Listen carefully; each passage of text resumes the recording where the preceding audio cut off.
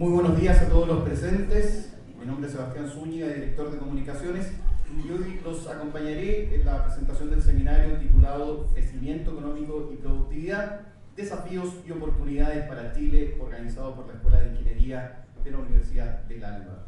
Justamente será el director de la Escuela de Ingeniería, Cristian González, quien va a moderar esta conversación con invitados que realmente nos enorgullece contar en nuestra casa de estudios. Y por eso le vamos a dar el primer aplauso de la jornada como bienvenida a Rafael Berguán, presidente de la Comisión Nacional de Evaluación de la Productividad, el CENEP, a Patricio Meller, PhD en Economía, Ingeniero Civil y profesor titular de la Escuela de Ingeniería de la Universidad de Chile, y a Roberto Álvarez, PhD en Administración y profesor titular del Departamento de Economía de la Universidad de Chile.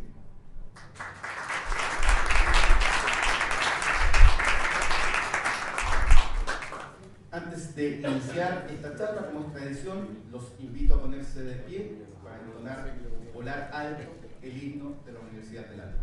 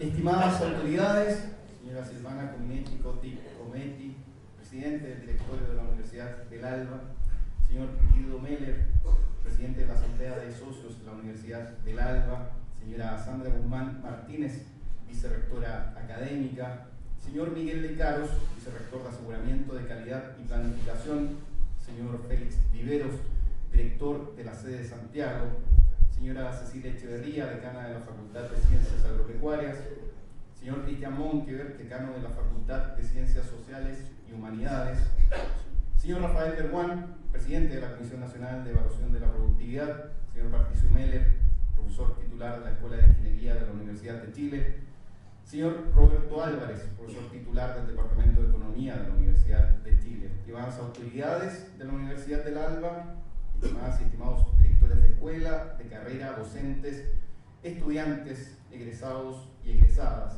estimada comunidad universitaria y de todos los presentes, sean todos muy bienvenidos. Sin más, entonces, damos la palabra al director de nuestra Escuela de Ingeniería, Cristian González, para comenzar con el seminario Crecimiento Económico y Productividad, Desafíos y Oportunidades para Chile, y también a nuestros invitados les pedimos que suban al escenario.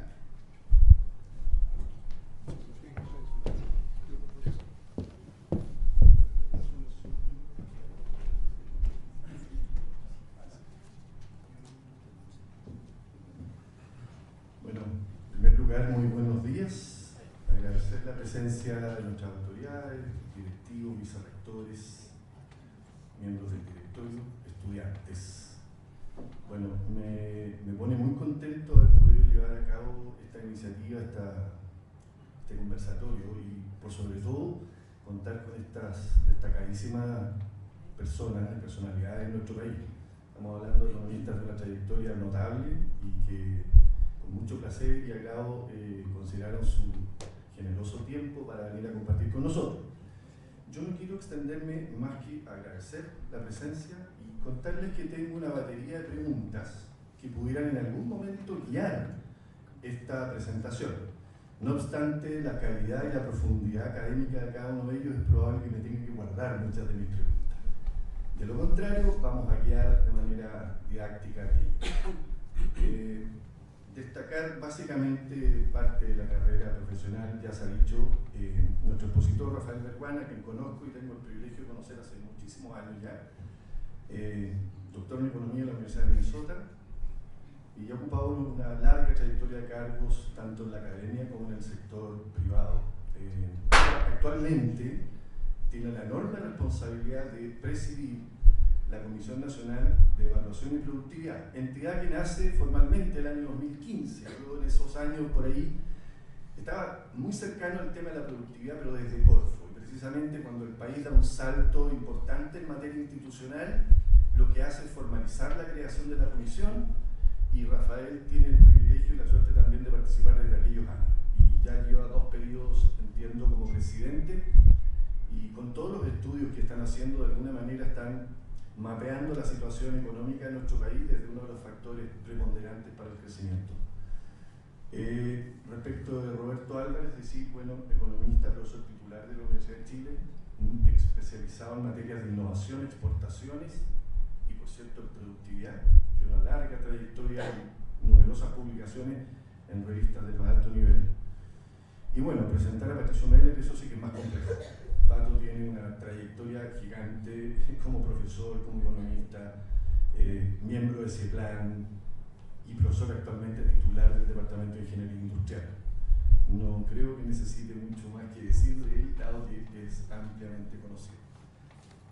Siendo así, solamente le doy la palabra ahora a Rafael para que nos haga su presentación. Así que, adelante. Gracias, Cristian. Déjame agarrar esto. ¿Cómo están? Buenos días, muchas gracias. Sí, se escucha, ¿no? Se siente distinto con el micrófono que está ahí. No, estoy bien con esto, no tengo problema, pero lo que sí me gustaría es poder moverme. Sí, por eso, entonces, ¿uso este? Ya. Bien. Bueno, déjame mientras yo saludo. Gracias nuevamente, Cristian, gracias a las autoridades, sobre todo a los alumnos, a toda la gente que está acá, a todas y todos, por esta invitación y esta posibilidad de compartir algunas reflexiones sobre un tema que quizás es autorreferente, no en lo personal, pero sí de la institución en la que hoy día estoy participando, un tema que es importante, hay bastante acuerdo, y un tema además en un país y un mundo en el cual hoy día pareciera que las diferencias como que se han ampliado y los extremos están controlando el debate, un tema sin embargo en el que en Chile y en el mundo también, pero particularmente en Chile genera bastante consenso. A veces se nos olvida que hay ciertas cosas que estamos avanzando, no todo es tan malo. Y este es uno de esos temas en los cuales el consenso yo creo que es bastante mayoritario en el ámbito técnico, para qué decir. Eso no significa que todos tengamos la misma opinión con respecto a qué hacer, que sepamos exactamente cómo resolver esto. De hecho, probablemente, bueno, Roberto y Patricio, después vamos a conversar. Yo lo que quiero hacer hoy día es simplemente, durante una media hora, contextualizar la relevancia. Yo sé que aquí además estamos en una audiencia, eso me parece interesante, en la que tenemos todos experiencias distintas, así que también invitarlos a que después participen, opinen, hablen desde la realidad de cada uno, pero este es un tema que es, lo decía el Pato hace un rato atrás cuando conversamos, es transversal, trasciende a un área en particular, tiene que ver con el quehacer diario, cotidiano, no solo del ámbito económico, tiene que ver incluso con materias que son relevantes para generar cohesión social, para fortalecer la democracia, etc. Yo me creo este cuento, uno se sienta en una silla y se lo compra completo, y yo estoy en eso. Entonces déjenme tratar de decirles por qué creo que este es un tema importante, por qué me alegra que haya consenso con respecto a la necesidad de trabajar en él. Recuerden, lo decía Cristian, esta comisión en particular parte del año 2015, de facto el 2016 ya, yo creo el 2015, durante el gobierno de la presidenta Bachelet. Esto tiene que ver también con ciertas presiones en un buen sentido, que ejercía la OECD cuando ingresamos a fines de los 2000 durante el primer periodo de la presidenta Bachelet, Es algo que además cuando Chile crea la comisión, creo que en la OECD habían cerca de 5 o 6 países que tenían algo parecido, y ya son más de 25. Es una moda, no lo digo peyorativamente, los países están yendo para allá para tener instituciones que puedan con cierta distancia, pero mirando los datos y con pertinencia opinar sobre materias que son difíciles de tratar en el ciclo político y que son relevantes para el desarrollo. Entonces de eso quiero hablar un poquito, contextualizar, darles un ejemplo de algunas cosas que ha hecho la comisión, motivarlos un poco y después dejar espacio para que peleemos con el Pato y con Roberto, porque al final, aunque haya consenso, hay diferencias que son relevantes y es importante defenderlas con convicción, ¿no es cierto? Y para que además, ya que estamos cerca del almuerzo, ustedes se entretengan un poco y sientan que esto valió la pena. Yo necesito que me ayudes abriéndome para no soltar el micrófono. Gracias. Bien, vamos entonces. ¿Ustedes van a manejar o manejo yo? ¿Cómo lo hacemos? Nosotros manejamos. Ya. No tomaron entonces. Algunos siempre tienen que estar preocupados. Bien, vamos a dejar esto acá. Entonces, vamos a ver, déjenme, son mensajes con un gráfico o un cuadro cada uno de ellos y después promover algunos temas para tratar de motivar la discusión. La verdad que cuando uno piensa en desarrollo económico en general y en productividad en particular, podríamos estar varios días discutiendo sobre temas bien específicos. Aquí hay un montón de materias. Voy a hacer una simplificación injusta. Si yo estuviera pensando en inflación y en la necesidad de reducir entonces el cambio de precios, uno no es lo único, pero uno se concentra en el Banco Central, se concentra en el Ministerio de Hacienda, habla de una regla fiscal, habla de la autonomía, de la autoridad monetaria y de alguna manera genera ya el 99% de la discusión. Acá no, esto va a tener que ver con listados que son a veces interminables, de pequeñas cositas individualmente insignificantes, pero que en conjunto explican que no seamos Canadá, para ponerlo Y yo converso con mi madre, que no es del mundo de la economía, y escucha que Patricio Mérez tiene 25 propuestas, Roberto Álvarez tiene 40, la CPC 110, la Comisión de Productividad ha hecho 500, y me dice, bueno, ustedes no entienden nada que está pasando acá. Pero no es que no entendamos, es que el tema productivo, sobre todo cuando se piensa como una variable relevante para el desarrollo económico, involucra casi cualquier aspecto de la economía. Y por eso esto es algo que voy a tratar de mostrarles. No se agota, al revés, va creciendo en el tiempo en la medida que uno va avanzando, porque va siendo cada vez más relevante, como pretendo y espero poder con cierta claridad explicar ahora. Pero si tuviera que definir esto en un concepto, yo diría que uno se preocupa de la productividad, no porque esté preocupado del crecimiento económico, cosa que es necesaria y que surge gracias a la productividad, pero en realidad es porque lo que quiere es mejorar el bienestar. Esto es sobre calidad de vida.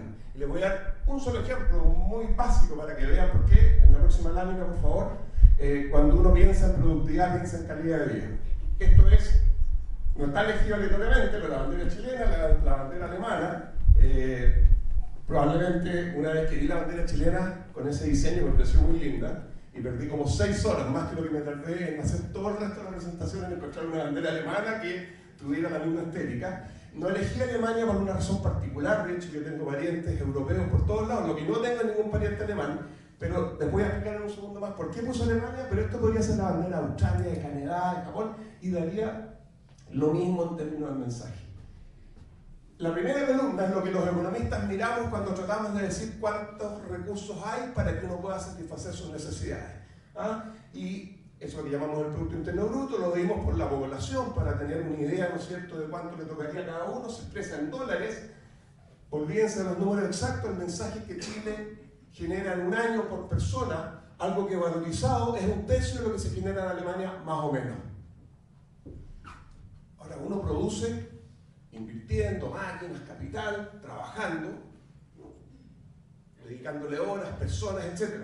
Cuando vemos las horas trabajadas que son reportadas por la OECD, estos son siempre números promedios, el mundo es heterogéneo, pero cuando vemos las horas trabajadas, para los que no son de este mundo, quizás contra la intuición, uno se encuentra con que en Alemania, que generan muchos más recursos por persona, no trabajan más que nosotros, que es algo necesario para que... Al revés, trabajan bastante menos, cerca de 600 horas menos.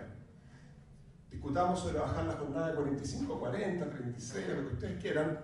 Esto supera con creces esas diferencias de número. Estas son diferencias enormes con respecto a la cantidad de tiempo libre, Porque alguien me va a decir, no, pero es que la gente del trabajo en Alemania y en Chile es distinto. Si ustedes salen de la oficina a las 7 de la mañana y vuelven a las 7:30 de la tarde, además, si tienen niños, tienen que hacerse cargo de los niños. Algunos tienen niños jóvenes aquí, no voy a mirar a nadie en particular.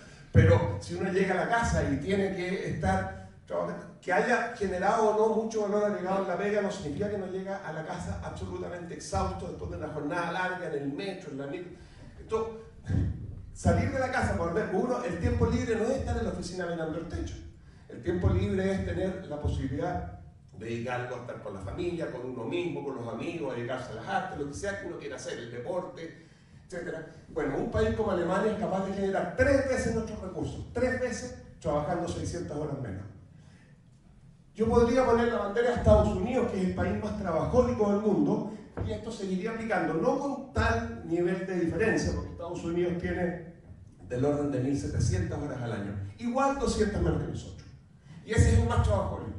Es que si hago un gráfico donde pongo básicamente nivel de ingreso y horas trabajadas, la relación es casi perfecta.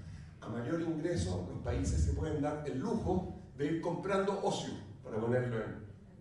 Y cuando los que estudiamos economía, uno piensa en bienestar, lo que entra en el bienestar en la cabeza del ser humano es el ocio, no el trabajo. Por mucho que el trabajo nos permita desarrollarlo. Estudiar puede entrar en la cabeza como un desarrollo personal, pero el trabajo como una obligación por algo nos pagan. ¿Ah? No es algo que compramos, es algo que, ¿no es cierto?, tenemos que ser compensados por.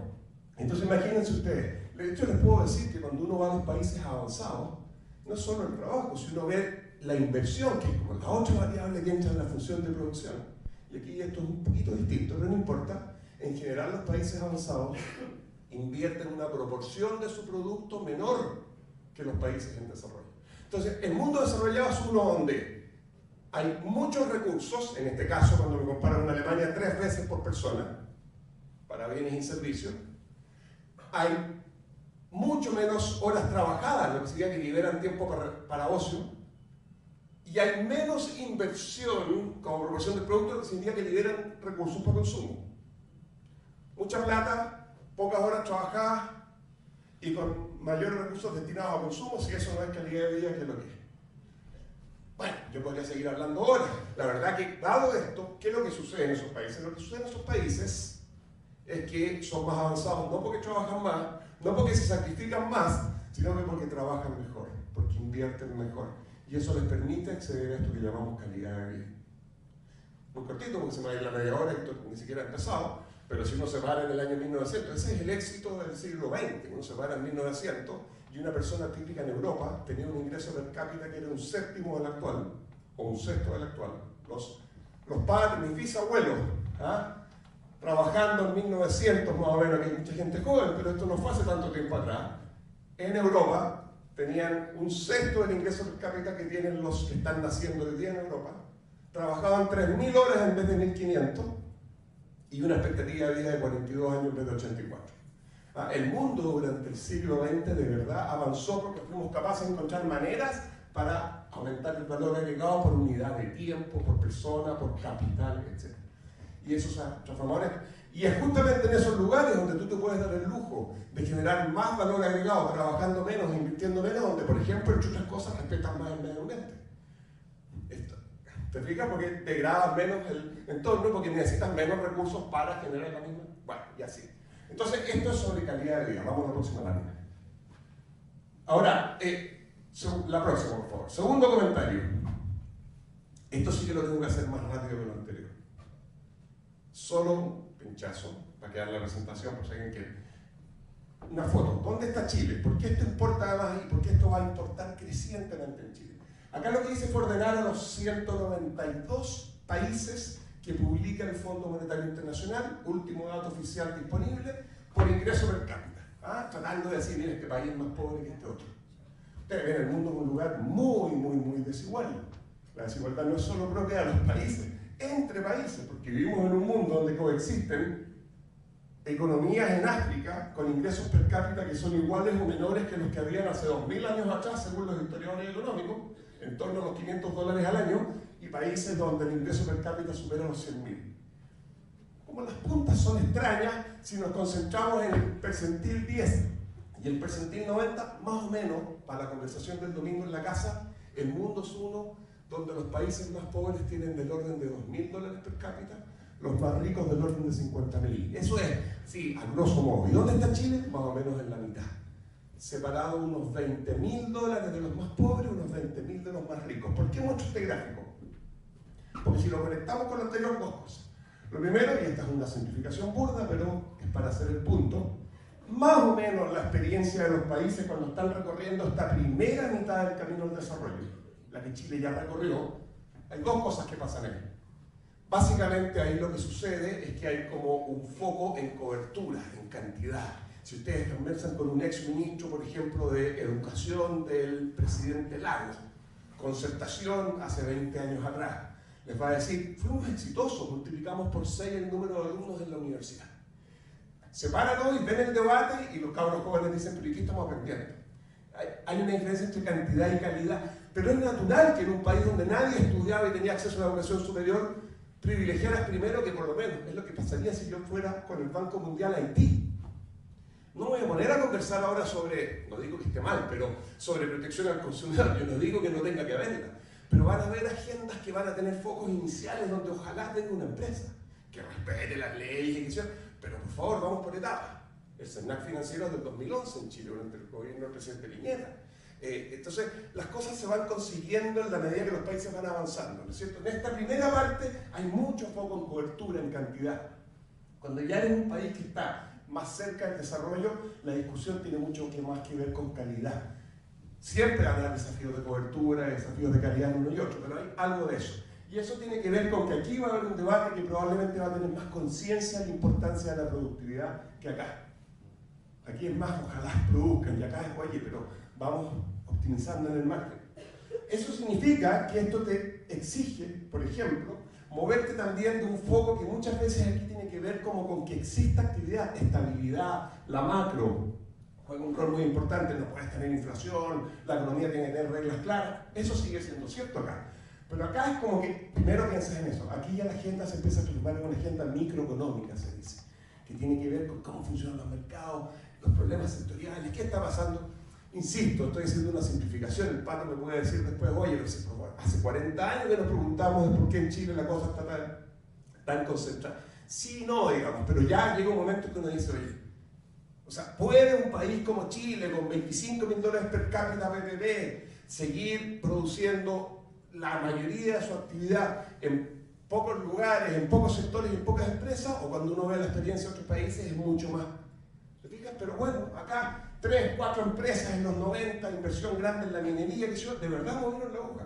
Para adelante eso es menos, no que la minería no haya por supuesto que sí, pero empieza a mutar el debate. Yo creo que parte de la tensión que ha habido en Chile en los últimos años, no digo los últimos 3, los últimos 20, tiene que ver también con esa transición de un país de ingreso medio bajo a medio alto, que exige un debate que es más complejo. No digo que lo otro no es fácil, pero que exijo de su tiempo en una dimensión que requiere una discusión ya donde no van a haber balas de plata.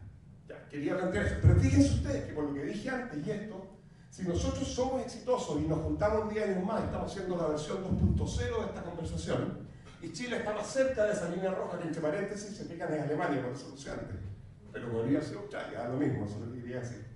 Si estuviéramos más cerca de acá, en ese momento la discusión de productividad no se va a haber superado. Va a ser incluso más importante porque vamos a tener no una jornada de 40 horas, vamos a tener gente naturalmente exigiendo trabajar 30 horas quizás, ojalá sea así. Entonces, más necesario va a ser tan productivo que con menos. Nosotros en los 90 nos pudimos dar el lujo de, con mayor participación laboral femenina, eso es cantidad, tiene implicancia sociopolítica, fundamental, pero metiéndole gente a la función de producción, personas a la función, haciendo grandes inversiones inmediatas, nos dimos el lujo con inversión y trabajo de una parte importante del crecimiento, también con productividad activa, pero eso para adelante va a ser, la versión va a ser para el otro lado. Entonces, insisto, la discusión de productividad aquí es menos intensa que acá. Y por lo tanto, este es un tema, como decía, que va a ser crecientemente relevante. Vamos a la próxima lámina. El problema, solo lo menciono, ustedes lo han escuchado hasta el cansancio, vamos a la siguiente, es que no importa qué medida uno use de productividad, no voy a entrar en detalle, el patrón que reclame, la verdad que todo sugiere dos mensajes. En Chile, desde hace ya unos 10, 15, 20 años, la productividad al menos agregada no es que vaya como avión para abajo, pero está acostada, está estancada, es horizontal, me da lo mismo si es más 0,2 o menos 0,3. Entonces, después de crecer al 2% en los años 90, ha tendido a estancarse. Incluso está por debajo de lo que se observa en los países avanzados, al menos históricos. Aquí hay un debate que damos un seminario propio. Y el segundo mensaje es que no es un problema de un sector. Si uno agarra la minería, que es un sector súper relevante en Chile, que tiene el problema que uno va produciendo cada vez más profundo, estoy exagerando, y se hace menos productivo el proceso, no se tiene que meterle más tiempo, ¿no? Y saca la minería, cosa que es un artificio, digamos. Uno también, este es un problema transversal, y no es raro eso. Los países no se van a la basura en términos de productividad porque es un sector. Son cosas de contexto más amplio, que también sugieren que esto no depende de una persona, Obviamente que hay sectores donde la cosa es peor, la construcción, los servicios en general son sectores de baja productividad en el mundo en general, pero quiero decir que este es un problema de larga data, no es culpa del presidente Boric, del presidente Bachelet o del presidente Piñera, es una cosa que se viene acumulando, pues el debate es interesante además, o sea, no depende de uno solo tipo de política, y además es una cuestión que es transversal a la economía. ¿Ya? Los estudios que hemos hecho en la comisión muestran eso una y otra vez, y lo muestran las grandes empresas, tienen problemas de productividad muchas veces que son muy graves, no solo de un tipo de... Vamos a la siguiente. Entonces, pucha, si tenemos tan claro esto, si todo el mundo está de acuerdo en esto, la Christine Lagarde, hoy día a cargo del Banco Europeo, en su momento directora ejecutiva, como se llama el cargo del Fondo Monetario, por ahí un discurso hace 7 años atrás, el gran desafío del mundo, no estaba hablando de Chile, es mejorar la productividad. Este es un debate, hay futuros premios Nobel que están tratando de entender qué pasa con la productividad en el mundo. La medimos mal, Internet no sirvió como pensábamos que iba a servir, o en realidad, ¿qué está pasando? Bueno, pero Chile no es ajeno a eso. ¿Por qué entonces no hacemos lo que hay que hacer para mejorar la productividad? Bueno, hay que saber qué, pero déjenme partir con un comentario. No es fácil mejorar la productividad, porque para mejorar la productividad, ustedes lo pueden imaginar a nivel personal, estudiando con una prueba en la noche, hay que cambiar. O sea, tenéis que hacer la cosa de manera distinta como la casa. Y yo puedo parar aquí a 25 expertos en innovación, que probablemente en los cursos uno escucha, que vienen y te dicen hay que arriesgarse, hay que jugársela, hay que hacer las cosas distintas, pero el cerebro humano no te pide cambiar. Las personas no evolucionamos para innovar, evolucionamos para sobrevivir.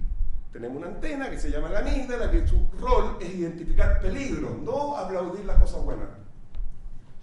Y por lo tanto, lo que estamos buscando es aquello que va a impedir que estemos ahí mañana. El problema es que mejorar la productividad significa cambiar, cambiar significa arriesgarse, y arriesgarse significa vas a fracasar en alguna dimensión más de una vez. Y eso es muy bonito, defenderlo en el discurso, es muy difícil implementarlo en la práctica. Hay otras razones, pero eso es como estructural. Entonces hay que luchar contra eso. Tenemos un sesgo hacia el status quo. Vamos a la próxima, por favor. Pero hay dos problemas adicionales que yo quiero plantear acá para motivar. ¿Todavía me quedan unos 15 minutos, Cristian? ¿10 minutos? Dos problemas adicionales. Yo dije que no va a haber aquí no va a haber una bala de plata, pero sí déjenme decirles que uno puede empezar a mirar como por grandes temas. Y voy a hacer lo más obvio. Estamos en una democracia liberal occidental donde las dos principales instituciones, no me debatan esto menos que vienen del mundo del derecho, son el Estado y el mercado, lo voy a poner así. Y quiero decirles que en los dos ámbitos Chile tiene un montón para mejorar. Y si uno no mejora el funcionamiento del Estado y del mercado, es re difícil que se imagine mejorando relevantemente la productividad para adelante. Si voy a dar un ejemplo en cada cosa. Mercado. Tengo un ejemplo, aquí podríamos hablar de mi tema. ¿Qué es lo que tiene este gráfico? Este gráfico es bien entretenido pero como todo gráfico es trabajo en progreso. Por lo tanto, puede que en 10 años más digamos que es una porquería el gráfico, pero eso va a ser en 10 años más. ¿Qué es lo que muestra? Muestra algo que los economistas sabemos desde hace mucho tiempo, que el tamaño importa para la productividad. Las unidades económicas más pequeñas tienen enormes dificultades para ser eficientes. En general, hay heterogeneidad. Y uno ve los datos para la OECD. Acá abajo tengo una medida de tamaño de las empresas, que están agrupadas ahí, y acá tengo una medida de productividad. Sin entrar en detalle, tamaño y productividad. Y uno ve que es una línea monotónica creciente en la OECD. Las empresas más grandes como grupo son más productivas que las más pequeñas, los académicos se meten en paper específicos y rebaten muchas otras cosas, pero ese es el concepto que genera. ¿Qué pasa en Chile? Dos cosas que eran obvias y una que no lo es. Muy rápido la que es obvia, por un tema de escala no se nota mucho, pero en Chile la relación también es positiva. las empresas más grandes son como 40% más productivas que las más chicas en promedio. Segunda cosa, Chile está siempre por debajo de la OECD. Sí, no es raro, porque si los países OECD son más ricos que los nuestros, nosotros estamos en la cola izquierda de la distribución, y no es raro que en una economía menos productiva como la chilena, en comparación con este grupo que mayoritariamente es más avanzado que nosotros, incluso las más grandes son menos productivas que las más grandes afuera. Hasta ahí nada raro. ¿Qué es lo raro? Esto es con 10.000 empresas, entre paréntesis, ayudado por Álvaro García, que hoy día es académico de la Universidad de Los Andes. ¿Qué es lo que aparece en este gráfico que a mí al menos me sorprendió y que creo que tiene que motivar una discusión interesante, pensando en cómo funciona el mercado en general en Chile? Yo pensaba que el gráfico iba a mostrar un cono que se cierra. ¿Por qué? Porque yo digo, si una variable importante para la productividad para un grupo de empresas es el contexto, mientras más grande tú seas, eres más productivo, pero además tienes más herramientas para defenderte del contexto. Si el problema de productividad es que no hay acceso al capital, al mercado de capitales, a los bancos, a los créditos, la empresa chica, ¿con qué financia el capital del trabajo? Con su tarjeta CNR. Falabella emite bonos internacionales.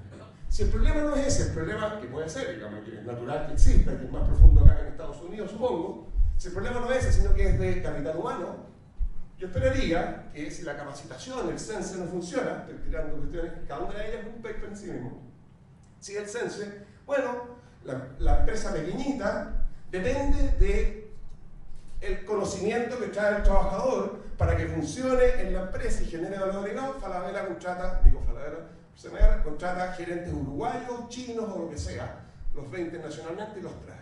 Entonces, las restricciones de entorno, acceso al capital, conocimiento, capital humano, capacitación, etcétera, infraestructura, son, algunas más que otras, son mucho más relevantes, activas para una empresa chiquitita que funciona con tarjeta de crédito para financiar el capital de trabajo que para una que puede emitir bonos internacionales. Entonces yo esperaba que las empresas grandes en Chile estuviesen más cerca de las grandes ricas que las chicas con respecto a sus pares en la OECD, y es al revés.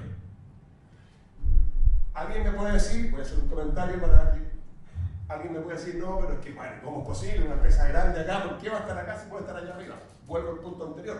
Yo estoy viendo el exposto, estoy viendo el resultado de las que fueron exitosas. Si tú estás funcionando más o menos bien, has sido una empresa que efectivamente en el contexto chileno explicas parte del gran crecimiento, lo que le pasó a todas estas empresas que estoy mencionando, pero los accionistas están recibiendo una rentabilidad razonable, que haya alguien en el mundo avanzado que hace las cosas con una productividad mucho más alta. Yo no voy a cambiar la cuestión que estoy haciendo y me voy a arriesgar a que la cuestión no funcione. Yo salgo del mercado, alguien lo va a hacer bien, el país se ve un salto, pero yo perdí mi carrera profesional. Hay nuevamente un sesgo del status quo y hay una incapacidad de asumir el riesgo de cambiar la manera como hacen las cosas. Pero hay un segundo problema, y esto lo quería mencionar porque creo que es interesante. Cuando uno va a los datos de empresas en Chile, y esto no es solo de Chile, también es de América Latina, y esto no aparece acá porque tiene que ser, uno mira qué es lo que ocurre en nuestros países en comparación con los avanzados y aparece una cosa interesante. En general, la distribución de empresas por tamaño en los países en desarrollo es tal que el número de empresas o la masa de empresas de tamaño medio y también grande, pero sobre todo medio, como proporción del total, es menor en nuestros países que en los países avanzados. Tenemos una proporción, un total de empresas, una participación de las empresas pequeñas en la totalidad de empresas que es mayor en nuestros países que en los países avanzados. Lo que está pasando es esto, es que nacen empresas y en el mundo avanzado tienden o a morir si es que no funcionaron las cosas como esperaban, o a escalar con mayor rapidez que acá y en mayor proporción.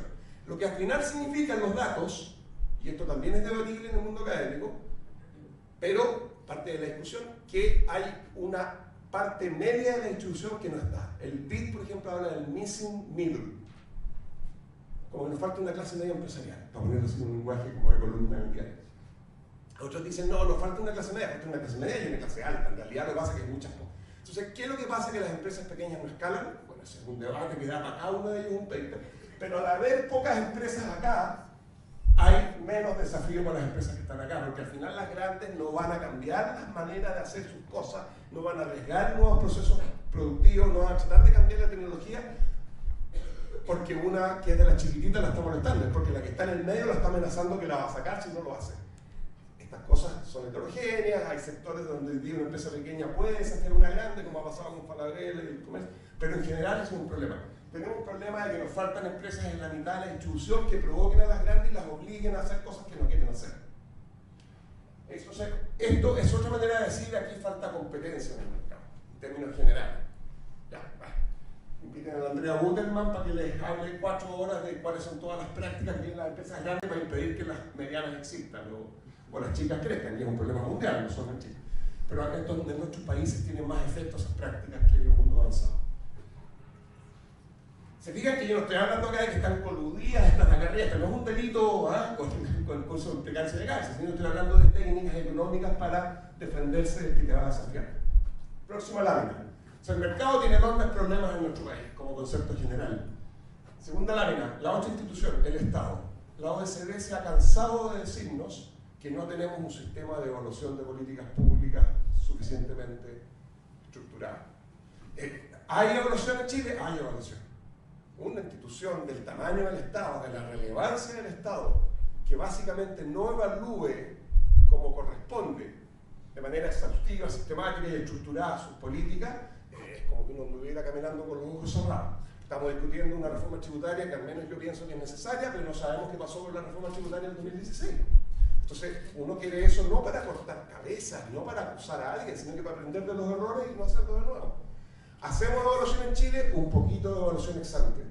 Hacemos evaluación social de proyectos, pero hacemos evaluación de impacto, por ejemplo, de política pública, casi nada. Hacemos evaluación de, por ejemplo, de impacto regulatorio, porque una cosa es la reforma laboral, la reforma de las 40 horas, la reforma, cualquier reforma que uno haga, uno al final tiene que, con modelos que son imperfectos, por supuesto, aprender de los errores pasados, como hace todo el mundo. No lo hacemos. ¿Hacemos evaluación de impacto regulatorio? En inglés se llama RIA, Regulatory Impact Assessment. No lo hacemos. Entonces, estamos avanzando. Esto es un tema que está claro, pero ciertamente que hay mucho que avanzar en términos de seguir ampliando la evaluación. La Comisión de Productividad podría ser la Comisión Nacional de Evaluación y Productividad por eso.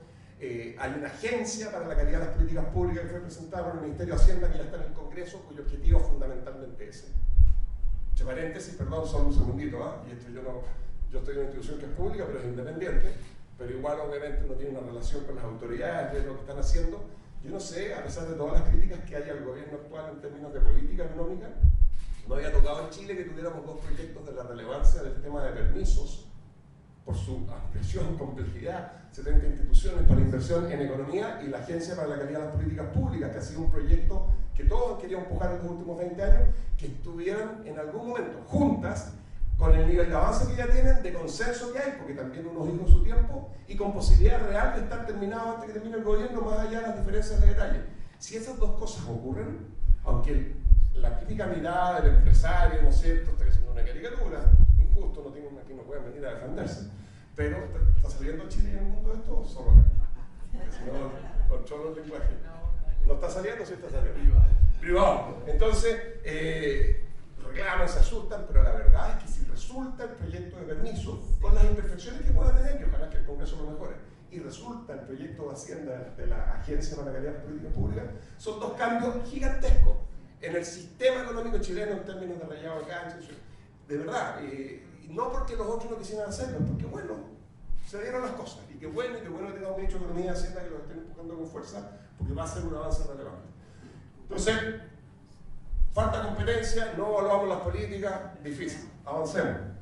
Entonces, en todo este contexto, lo que se trata de hacer es que se crean instituciones que se tratan de concentrar en el largo plazo. Pero claro, uno no quiere una universidad que Roberto Álvarez esté pensando en su torre de Babel, de marfil o lo que sea, la torre ahí en la FEN, de Gran Paraguay con Marcado, no sé, en Gran Paraguay con Portugal, ya me olvidé. Que él diga, no me molesten, yo soy un intelectual, estoy pensando estos problemas complejos y relevantes, llámenme en 15 años más.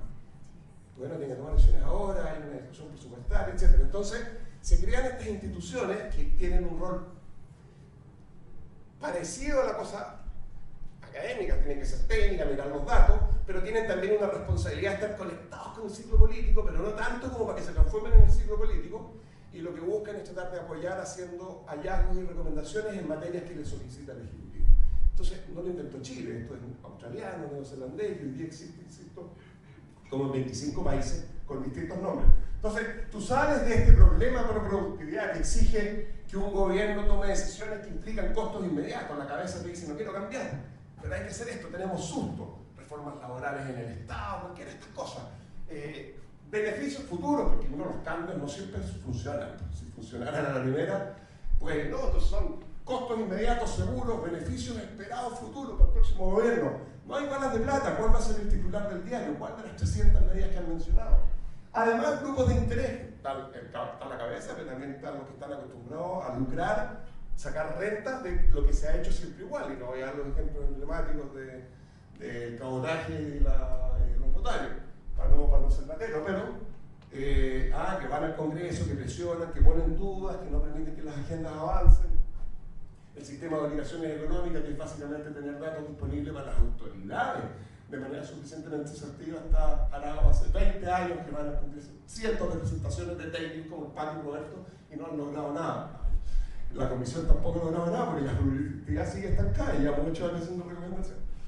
Y además todo esto tiene que ser un Estado ineficaz, en el sentido, no ideológico, en el sentido de que las enormes dificultades para el Estado por su complejidad y por lo que decía antes, que ni siquiera hace evaluación de política. Paréntesis, no estoy diciendo que evaluar política, que es obvio, en un sentido amplio, sea algo trivial y que nosotros somos los únicos. En la OECD, ese mismo grupo de países ricos, 37, 38 economías, según la misma OECD, solo 5 países hacen evaluaciones de política pública de manera sistemática. Es interesante, nos cuesta todo, le cuesta a los franceses, a los japoneses, a los chilenos, a los argentinos. Y entonces se crean estas instituciones que tienen algún grado de independencia, pero no tanta. No pueden ser una universidad, no van a reemplazar a las universidades, pero tampoco pueden ser el Ministerio de Economía, que está sujeto al ministro y a la agenda del momento. Se le pide qué hacer, pero no se le puede exigir qué decir. Y puede incluso hacer recomendaciones incómodas. La Comisión ha hecho más de 500 recomendaciones. Mucho que avanzar en estas materias. En Australia, por ejemplo, la Comisión de Productividad hace recomendaciones, no pueden ser vinculantes, porque por algo en democracia elegimos al gobierno y no a la Comisión. No pueden ser vinculantes, pero en Australia el gobierno tiene que responder por qué no acogen la recomendación. No con un paper de 80 páginas después de 3 meses, simplemente diciendo no está en mi agenda, no tengo plata, no es prioritario o no estoy de acuerdo. Pero eso sale, Iván Valenzuela en Telechesamario dice, oye, el gobierno ha dicho que no a las 190 de las 200 y eso va generando una accountability pública, presión social, con transparencia. Por ahí va un poco el cuento, no es perfecto, pero esa es un poco la idea de presionar desde acá, mirando los datos. Una de las grandes gracias que dio instituciones como esta, más que hacer recomendaciones, que al final cuando uno ve los datos, como que son medias, entre comillas, obvias, tiene que ver con mirar los datos. Porque ¿quién tiene el tiempo de decir ya, quién se va a meter a ver los datos de salud? ¿Qué está pasando? ¿Por qué salud tiene una lista de espera de 800.000 personas? 2 años y medio esperando, 890 días la mediana. ¿Qué pasa? Bueno, vamos a los datos.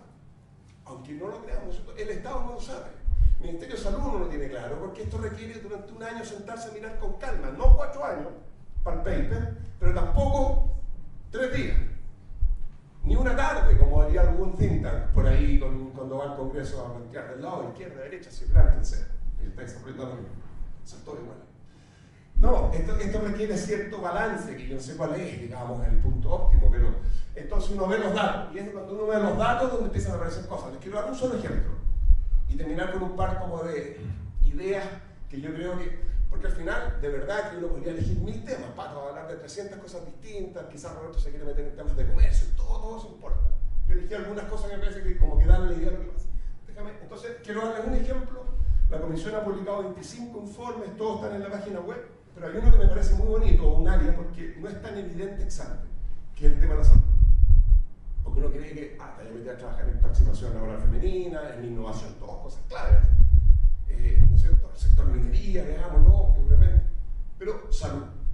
3 estudios de salud, pero el primero de ellos nos significó meternos en los pabellones en hospitales de alta complejidad, 27 de ellos, y mirar los datos de qué es lo que pasaba en los pabellones. ¿Por qué? Porque, como decía, del orden de 400.000 personas en una lista de espera, pre-pandemia, 392 días de mediana de espera para enfermedades, cirugías no auge, porque las auge entran por el lado como corresponde. Entonces, pero que igual puede ser un reemplazo de cadera, una persona no puede trabajar porque no tenga cáncer, no significa que no esté viendo un drama terrible. Entonces nos metimos en los pabellones 27 y durante un año tuvimos la posibilidad, eso nuevamente, eso no es saber una cosa que alguien no sabe, sino que poder mirar 80.000 cirugías en los 27 años. El que los vea va a poder decir cosas interesantes. Alguno de ustedes, el Pato, ¿no es cierto?, Cristian, quien sea, pero hay que mirarlas y eso significa estar 6 meses generando benchmark, que sean peras y peras, etc. Además, esto fue, aquí empezó a ser entretenido, porque una comisión como esta, cuando recién partió, pedía los datos 2018 y te los pasaban felices, que entretenido. Pero cuando después en las recomendaciones dicen, mira, hay que echar a tal persona, obviamente que no sé, la gente ahora no te quiere dar los datos. No, porque no, pues no tenemos datos y el fiscal te empieza a responder. Y tú llegas con un papel del presidente de la República, ministro de Hacienda o ministra de Hacienda algún día, y ministro de Economía, y dice, necesitamos los datos de gasto social en pandemia, que fue lo que nos pidió el presidente Piñera, para evaluar la efectividad del gasto social en pandemia, porque fue muy relevante, y del Ministerio de Desarrollo Social nos respondió el fiscal diciendo que no podía darnos los datos porque no éramos creados por ley. Y teníamos un consejero ahí, que no voy a decir su nombre, que es profesor en Estados Unidos, que dijo, el informe nuestro va a tener una línea, no nos pasaron los datos. Obviamente yo soy más amarillo y dije, no, así que esta cuestión hay que trabajarla, qué sé yo, y terminamos haciendo algo yo por el Banco Central. Esas cosas pasan, no basta que el ministro de Hacienda, Economía y presidente de la República te autorice con un firmado que necesitan los datos para que te los dé un fiscal de un ministerio. Y quizás está bien que sea así, porque la democracia necesita contrapesos y todo.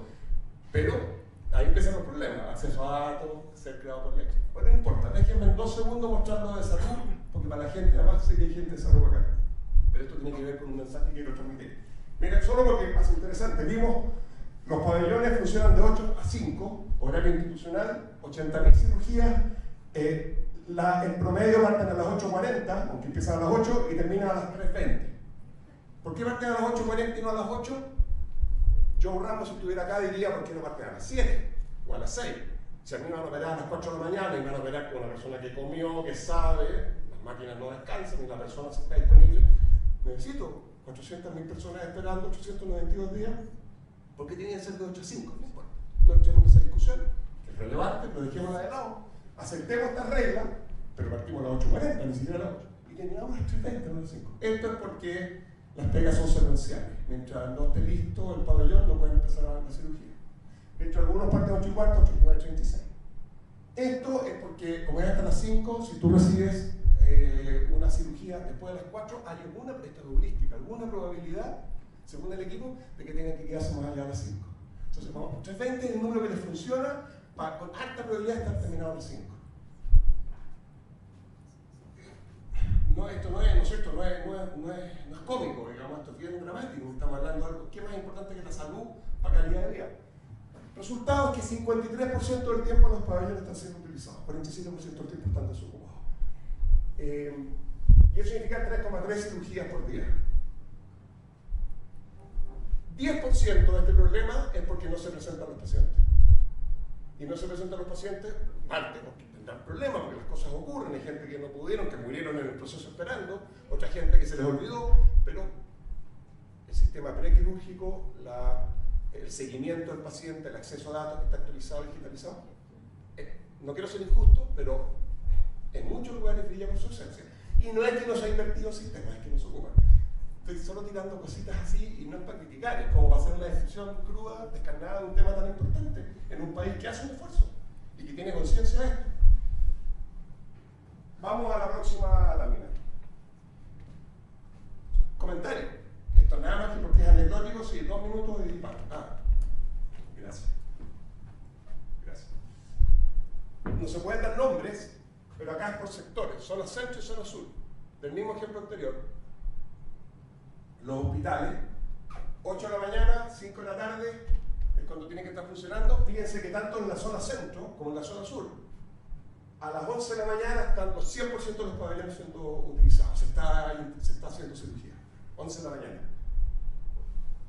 Y después cae, por esto que yo les argumenté. Es interesante, en la comisión, esto no basta con tener mucho acceso a estadística, tener un programa computacional sofisticado, saber econometría, que es lo que usamos los economistas en estadística de la economía.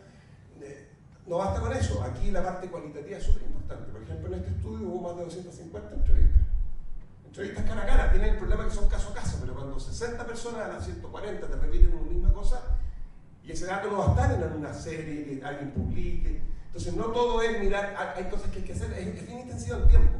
En el estudio de minería, que es como donde hay datos, 400 y tantas entrevistas. Estoy tratando de decir un poquito los desafíos de hacer el diagnóstico en general, para cualquiera que quiera meterse en estas cosas. Bueno, zona centro está ahí, pero váyanse a la zona sur. ¿Qué es lo que les llama la atención en el gráfico? Hay una caída que es como a las 2 y después vuelve. ¿Se pueden almorzar? Por favor, o sea, debe haber poca gente que tiene una pega más estresante, más desafiante y más relevante que la que está en el mundo de la salud. Pero la cultura también influye, entendida como costumbre, como... ¿Te fijas? Y no estoy diciendo que una persona es floja o no es floja, no, el contexto es el que genera esto. ¿Ya? Entonces, bueno, entonces vamos a la próxima lámina. No voy a decir nada porque a mí me gusta a veces decirle a la gente, oye, bueno, ¿qué había que hacer? Había que traer a alguna persona que tuviera 4 doctorados y multiplicara con 5 decimales, así como Eduardo Engel. Entonces uno dice, ¿y te va a resolver el problema? No, a veces las recomendaciones son súper básicas. Por ejemplo, lo de la secuencialidad es doble turno. O que entren unos a las 7:30. Empecé a chocar, ¿por qué no entran a las 7:30? No, es que no se puede, no se puede. No quiero hacer tampoco el comentario de los sindicatos. A veces son sindicatos, otras veces no quieren los medios, no lo sé. Pero las recomendaciones a veces hay cosas un poquito más sofisticadas, del tipo, oye, fíjate que la lista de espera no está ajustada por prioridad. No hay priorización por criticidad. Hoy día está cambiando, pero entonces también parece justo. Yo llegué un miércoles, el otro llegó el viernes, estoy 2 días antes, me tienen que atender antes. Sí, pero es que si a ti no te atiendo ahora, no va a cambiar mucho tu situación en un mes, pero el de acá se me va a agravar y después va a tener que estar, o va a morir, o lo que va a pasar es que cuando llegue la intervención va a ser más compleja y quizás va a estar después de 10 días ocupando una cama para recuperarse por lo complejo que fue la intervención, cuando lo que queríamos era sacarlo en el día, si no hubiera pasado nada, y esa cama está disponible para más gente. Entonces, hay que hacer las cosas de una manera que a veces no es tan intuitiva, pero que es la correcta para optimizar el proceso, pero al mismo tiempo siendo justo. ¿Ya? Entonces, bueno, qué sé yo, hay otra cosa que quería mencionar. Aquí perfeccionar a ADP también tiene que ver a veces con poner más plata. Nosotros en este estudio, porque a veces también dicen, una comisión de productividad donde hay puros economistas. No hay puros economistas, pero la mayoría somos economistas. Lo que quieren entonces es encontrar una manera, DIPRES Hacienda, de gastar menos plata para liberar recursos, porque escucha, se necesita plata para muchas cosas y toda la razón. Entonces, ¿dónde no? Este estudio de acá, para que las recomendaciones funcionen, hay que aumentar el presupuesto en salud, que es un pozo sin fondo, 7%. Aquí no me vengan a traer recomendaciones que además necesitan 7% más y la idea era que bajaran 7%. No, pero si sube 7% y nuestros análisis están correctos, la productividad en todas estas métricas mejora 42%. Vale la pena. Hay veces que efectivamente encuentras lugares donde cortar para gastar plata en otra cosa, pero hay veces donde te das cuenta que había muy poquita plata y con un poco más de plata y ciertos cambios de proceso y de gestión, la cuestión se ve un salto que es súper relevante. Puede ser. Solo para desmitificar algunas cosas. Vamos a la próxima lámina. Entonces, un ejemplo. ¿Sí? Un ejemplo, me quedan 2 láminas, pero esta es larga.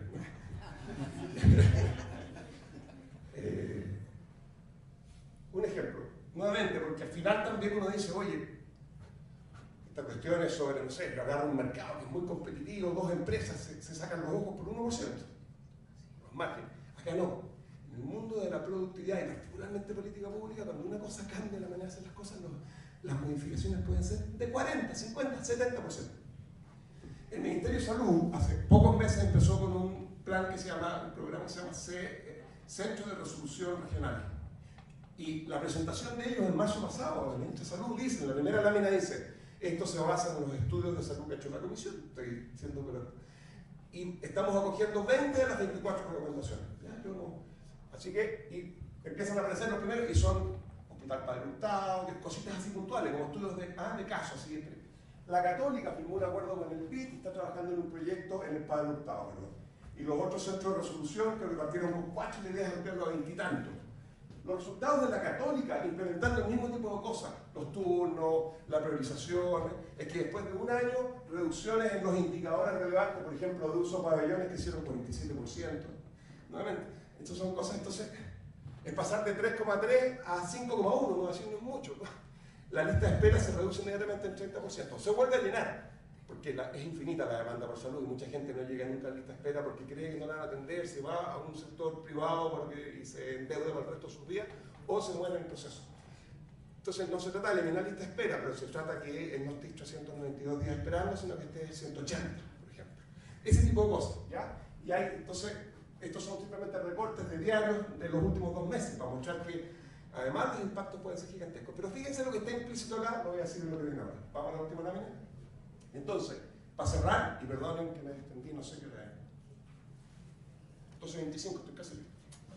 Entonces, a ver, primero, yo quería decir, miren, esto tiene que ver, y para que vean que tampoco es solo economistas hablando de modelos teóricos, de conceptos que nosotros solo manejamos. Esta cuestión es transversal a cualquier área. Esto tiene que ver con cambio, y cambiar significa arriesgarse, nos cuesta arriesgarnos y tenemos que ser capaces de generar contextos que permitan asumir riesgos. Yo creo que en Chile hoy hay un serio problema en términos que ni en el mercado ni en el Estado están las condiciones para asumir riesgos como corresponde.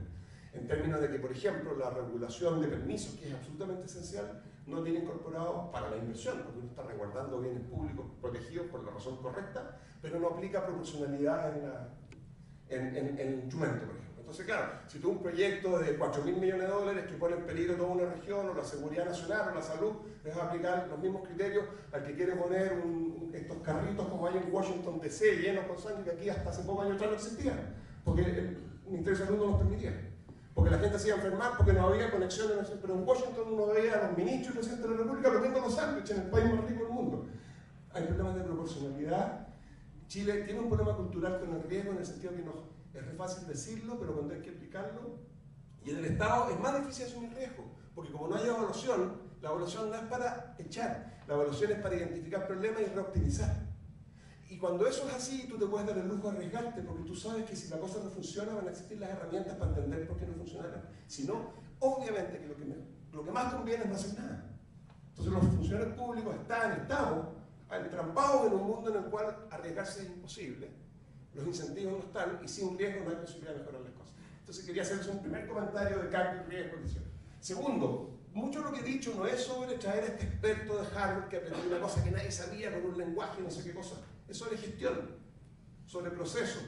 Gestión, los economistas sabemos poco de esto, pero deberíamos saber más. Nos estamos recién metiendo, no entendemos ni cómo funcionan las empresas, una caja negra llamada función de producción.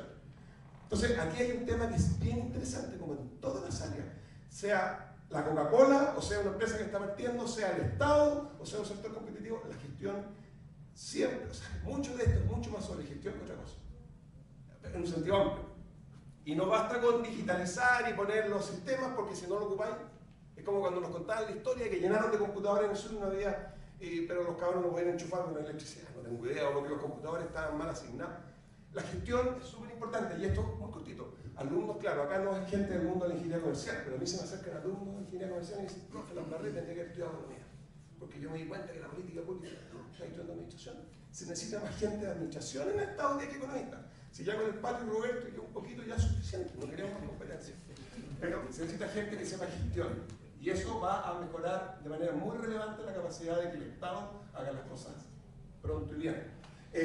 Pero darse cuenta que las cosas no son los promedios, efectivamente los promedios esconden, la heterogeneidad es un concepto siempre presente, complementariedad, estoy pensando en que esta cuestión, las políticas no se aplican, muchas de estas políticas son para una cosa y no para otra, todo el tema de trabajo, tecnología requiere, y esto no es sobre eliminar, es sobre encontrar maneras de combinar mejor las cosas, sacar un poquito pero claro, eso requiere que haya capacitación, que haya flexibilidad, palabras que hoy día capacitación.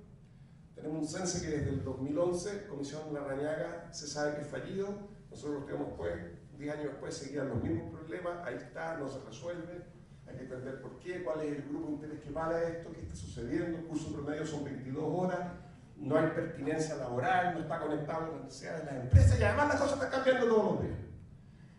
Y para eso necesitan flexibilidad, pero no la flexibilidad es precarización. Claro, algunos quieren flexibilidad para precarizar, pero bueno, para eso está la regulación. Pero no puede no haber flexibilidad. Como que la palabra concesiones estuviese sacada del gabinete. Lo tuvo, no sé quién me lo dijo. En algún momento, hace 8 años antes. Esto es sobre hacer más con menos, pero no siempre es con menos. A veces es para hacer mucho más con algo más. Quería hacer ese punto.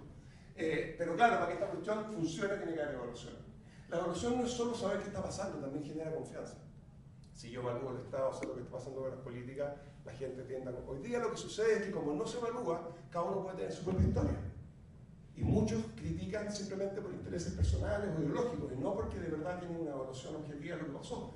Entonces, hasta la confianza en el Estado mejora cuando tenemos un sistema de evaluación, cuando nos miramos hacia adentro y somos más transparentes. En vez de esconder, lo que hay que hacer aquí es transformarlo en algo objetivo, que todos de alguna manera entendamos igual, y eso ayuda incluso. No hay cosa peor para un país que tener una ciudadanía que desconfía por total de sus autoridades, porque entonces es mucho más costoso para el Estado hacer la pega, porque tiene que estar además asegurándole a todo el mundo cosas que uno debería confiar en ella. Hay gente mala, hay gente tonta, hay gente fresca, hay gente floja, sí, pero bueno, eso se sabrá expuesto, se tendrá que castigar las cosas como corresponde, digamos. Pero no puede uno estar exigiendo ex ante mecanismos de accountability que impiden que la cuestión funcione, pero para eso se requiere también tener elementos objetivos de evaluación, y no están. Y finalmente, esta cuestión al final también pasa por tener acuerdos, y muchas de estas cuestiones requieren entonces un contexto en el cual la economía, que está supeditada a la política, no que está sobre la política, pueda, ¿no es cierto?, tomar decisiones que muchas veces van a ser equivocadas ex post, pero que dependen de llegar a acuerdos, ¿no es cierto? No quiero ser latero, no es mi tema, pero para la economía esto es tan importante, sin avanzar, ¿no es cierto?, en aquellos aspectos que se están discutiendo, que hay gente que sabe mucho más que yo de esto, si quieren podemos hablar de eso. La verdad que no hay muchas posibilidades de que Chile mejore de manera muy relevante en su política económica, sino es capaz también de tener un sistema político que permita que eso suceda. Y yo creo que ese debate que se está dando es importante, es necesario. Sé que hay opiniones diferentes, pero yo aplaudo lo que esté pasando. Paro acá, me va a hacer un poquito de tiempo y dejo al Pato y a Roberto y después descansamos a conversar juntos. Muchas gracias. Un aplauso para Rafael, una aclaración nada más, Cristian. Esto va a salir, también lo vamos a transmitir en nuestras sedes de Antofagasta, La Serena y Chillán, y va a quedar en nuestro canal de YouTube, pero vamos a editar todo lo que sea necesario. Sí, por favor.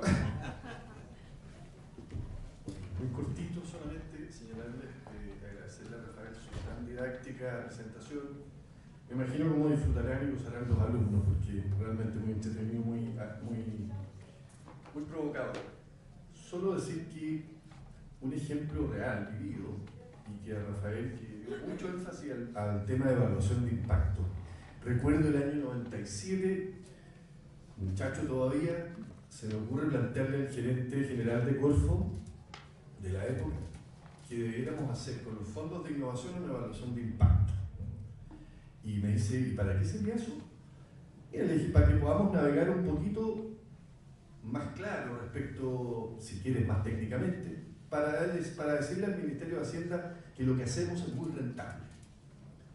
¿Y cómo aseguramos que los números digan que son rentables? Pues no, nos vamos a someter a eso. Hicimos un esfuerzo y contratamos a dos jóvenes economistas y muy talentosos, don Raimundo Soto y don Rafael Bergual. Fue el primer intento.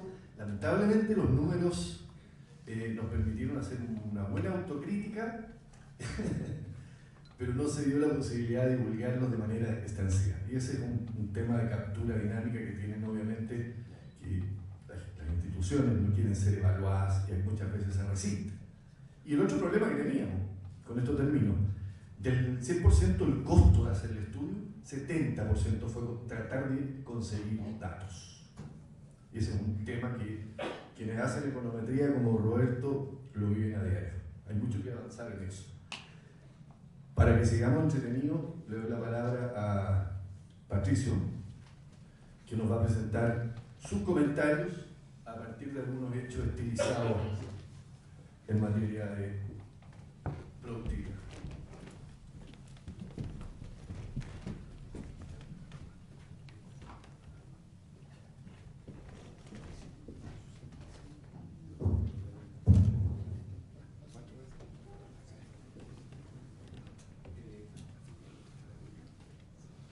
Bueno, en primer lugar, quería felicitar a Rafael por la labor que está haciendo la Comisión Nacional de Productividad, por lo que ha hecho.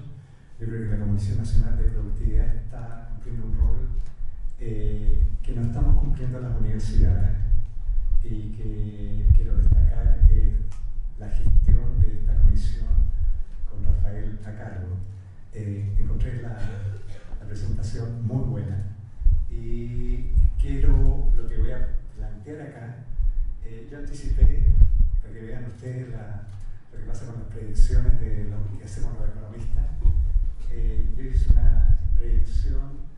que Rafael iba a hablar sobre la PTF, entonces había preparado algo en esa dirección. Y como ven, los economistas hacemos predicciones y en general no hemos equivocado en 8 de las últimas 3 recesiones que han habido. O sea, que se den cuenta cuán acertados estamos. Antes estábamos felices que podíamos predecir mejor que los meteorólogos, pero habíamos mejorado bastante y nosotros no tanto.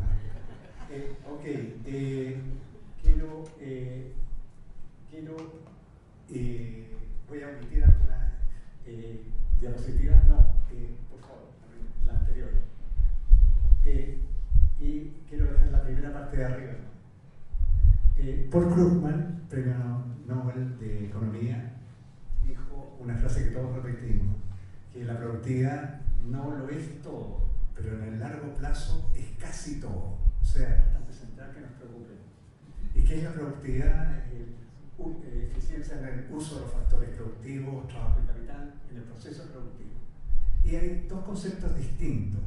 Y me alegra de que Rafael no haya usado el de la PTF, sino el de la productividad parcial laboral. Yo creo que la forma como él presentó las comparaciones sobre el nivel de bienestar y esa comparación que hizo entre Chile y Alemania es muy gráfica, da una idea de qué pasa con la productividad.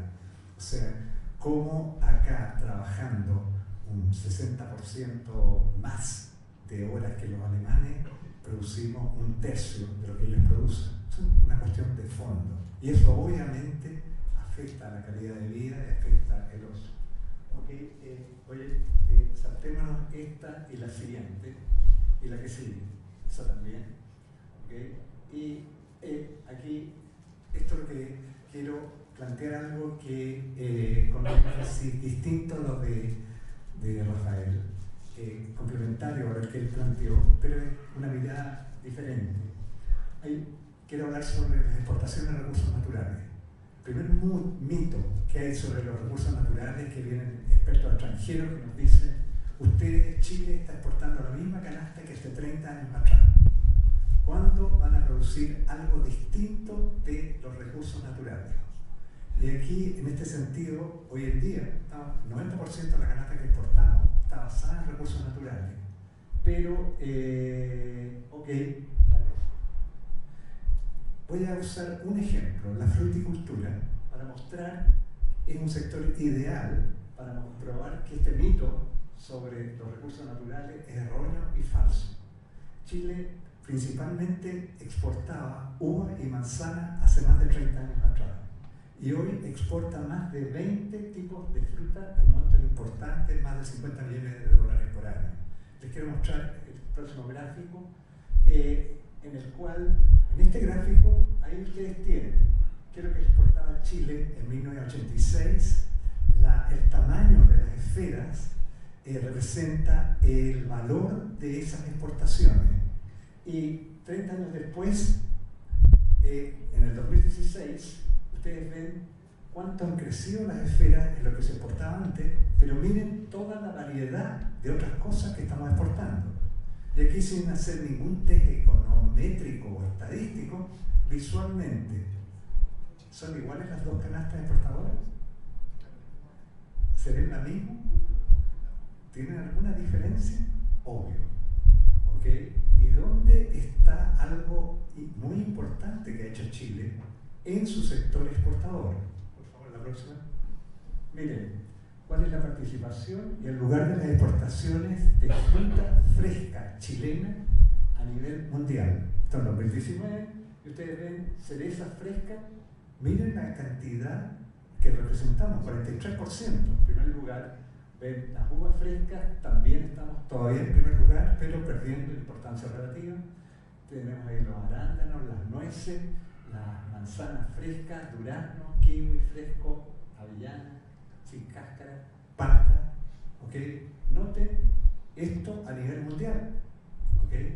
O sea, desde el punto de vista exportador, el sector frutícola es un sector en el cual Chile se destaca, realmente se destaca. Y aquí algo para hacer un comentario respecto a lo que decía Rafael diferencia de productividad en la producción de fruta fresca, cuando se usa la misma tecnología de riego por goteo y no riego por surco, hay una productividad similar por hectárea entre los pequeños predios de 5 a 10 hectáreas y los de 30 a 40 hectáreas.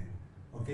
O sea, lo central que ha sido el incorporar la tecnología moderna desde el punto de vista regadío. ¿Ok? La próxima, por favor. El mito 2. Mito 2, y este mito plantea que los recursos naturales utilizan la tecnología elemental. Esto de la época de Adam Smith, siglo XVIII, la minería usa pala y picota y la fruticultura usa escalera y tijera. O sea, uso estos ejemplos, una presentación que yo hice a comienzos de los 90 al sector productor, diciéndoles de que ahora venía la segunda fase exportadora en Chile. O sea, bueno, habíamos entrado en democracia, entonces había que cambiar la estrategia de desarrollo. Antes exportábamos pura fruta y qué tecnología usaba la fruta. Esto era en un ambiente de exportadores de fruta. Usan escalera y tijera. ¿Qué tecnología es esa? O sea, ¿cómo no vamos más allá de eso? Y obviamente, nunca me han insultado tanto en mi vida. Los economistas siempre hablan de lo que no saben. No tienen idea lo que es exportar fruta fresca. Y me invitaron a una empresa a ver cómo lo hacían. Y la pregunta que yo les hago a ustedes: ¿cuánto les dura la fruta fresca a ustedes en su casa fuera del refrigerador?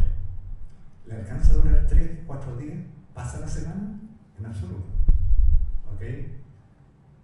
¿Cuánto demora la fruta fresca una vez que se sacan los árboles y llega a la mesa de los consumidores norteamericanos o europeos? Pasan menos 20 a 30 días. ¿Y cómo la mantienen fresca durante todo este tiempo? ¿Cuál es la tecnología que está detrás? La tecnología, ¿cómo evitan que se pudra la fruta en todo ese tiempo? Y toda la tecnología de frío que hay detrás para preservarla fresca hasta que llega a la mesa de los consumidores europeos y norteamericanos y ahora chinos es considerable. Entonces, esta cuestión de pensar antes de que la importancia tiene mucho mayor importancia la industria que la agricultura, obviamente. Pero ¿dónde hay más tecnología incorporada? En hacer un plugin en que uno le cambia el tipo de botones y el cierre, o en exportar fruta fresca. O sea, eso cambié, obviamente, uno aprende con los errores, y eso es, por eso lo estoy planteando, esto de el mito de que en los recursos naturales, en la exportación de recursos naturales, tiene que haber gran tecnología incorporada y sobre todo la tecnología punta. Si no se usa la tecnología punta, no se puede ser competitivo en un mundo global. Y aquí les pongo el caso del cobre. Cobre, aunque la sociedad chilena parece que no lo sabe, no quiere saberlo, Chile es un país fundamentalmente minero. ¿Okay? Y aquí un comentario al gráfico que presentaste hoy día y que metió la Comisión Nacional de Productividad, en que muestra qué pasa con la productividad chilena con y sin minería. Ese gráfico es erróneo conceptualmente, porque supongamos por un instante que si queremos aumentar la productividad, lo que dice el gráfico es que habría que dejar de producir cobre. Supongamos que todos los yacimientos de cobre, toda la minería de cobre chilena parara. ¿Incrementaría la productividad del país? O sea, el país se iría al hoyo, sin cobre, ¿ok? Y necesitamos el cobre por un montón de tiempo más. Y voy a mostrar un gráfico adicional en qué dirección está esto. Ahora, vean la tecnología que usa la minería del cobre hoy día, ¿ok? En los drones con sensores, los computadores cuánticos están por instalarse, toda la logística de trenes autónomos, los robots, la operación remota, como desde Santiago se manejan las operaciones de 500 camiones simultáneamente y revisando qué puede fallar dentro del camión. ¿Ok? Presiona un punto ahí. O sea, si el resto de los factores productivos utilizaran la misma tecnología que usa el cobre, Chile sería un país súper desarrollado. O sea, la tecnología que se está usando en la gran minería del cobre es lejos, está en la punta. Por eso no me gusta el otro gráfico que hiciste comparando las empresas grandes y chicas. En minería, las empresas grandes chilenas están a un nivel bastante alto a nivel mundial. O sea, el gráfico ese para la fruticultura, igual cosa. O sea, voy a terminar con eso, así que sigamos, el próximo gráfico. Aquí, mito 6. Mito 6, lo que dice, me salté, ustedes se dan cuenta, 3 mitos entre medio, pero dice que los recursos naturales son una maldición. Les voy a mostrar este gráfico porque muestra algo realmente, el hecho de que cuánto de bendito o cuánta suerte tienen los países latinoamericanos que tienen recursos naturales. Y aquí es una comparación de las rentas extranormales que han generado los recursos naturales durante el boom de commodity 2004-2010 de los países latinoamericanos, comparado con cuánto costó el plan Marshall.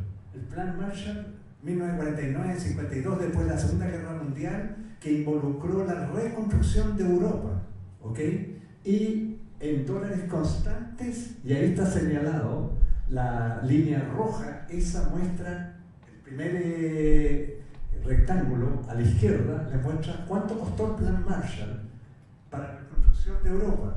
Noten ustedes la utilidad, las rentas extranormales que hubo en los distintos países latinoamericanos debido al boom de precios de commodity. En Venezuela el cobre, en México también, en Venezuela el petróleo, en México el petróleo, Chile el cobre fundamentalmente, Brasil petróleo y otros productos, recursos naturales, Argentina la soya, Perú, etc. Noten, a nivel de un país recibieron, y entre ellos nosotros, 1,5 veces el costo de la reconstrucción de Europa. Eso explica, en alguna forma, de cómo este país creció. O sea, algo ayuda, más allá de la productividad. ¿Cuánto crece el país según qué es lo que está pasando al precio del cobre? Quiero terminar con el último gráfico, en que este gráfico muestra un concepto que es importante desde el punto de vista de productividad. ¿Cómo se mide la eficiencia en un mundo global? ¿Cómo sabemos que un sector es eficiente?